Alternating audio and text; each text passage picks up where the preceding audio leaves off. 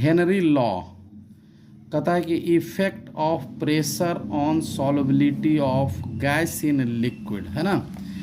तो मतलब कहने का मतलब ये हो गया कि कोई भी जो गैस है, जो सॉल्युबल गैस है, उसको जो होगा लिक्विड में डिजॉल्व करना है, उसके लिए हेनरी साहब ने कहा कि mass of gas dissolved in given volume of liquid at constant temperature is directly proportional to pressure of gas present in equilibrium with liquid, है ना।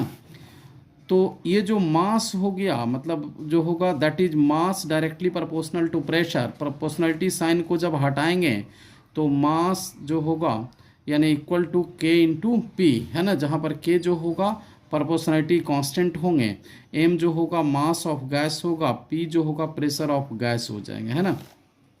इसको दूसरे रूप में आप लिख सकते हैं कि solubility of gas in liquid at particular temperature is directly proportional to, यानी directly proportional to pressure of gas at equilibrium with liquid, है ना।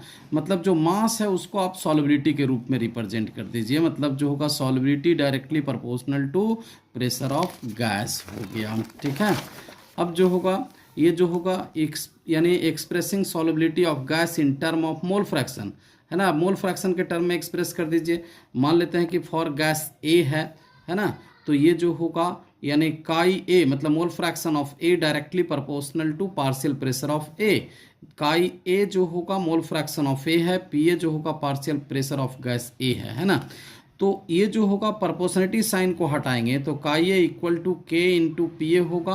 अब इसको जो होगा अरेंज कर देंगे तो P A equal to 1/k into chi A. 1/k को हम कहेंगे हेनरी कांस्टेंट, इसको लिखेंगे के एच, यानी जो होगा यानी इसको लिखेंगे P A equal to K H into chi ए, जहाँ पे के एच जो होगा हेनरी कांस्टेंट है ना। अब जो होगा क्या हो गया कि partial pressure of gas in vapour phase is directly proportional to mole fraction of gas in solution.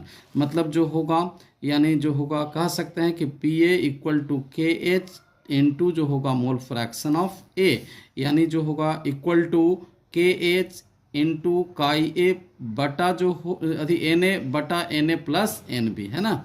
इस तरह जो होगा आप लिख सकते हैं, ठीक है।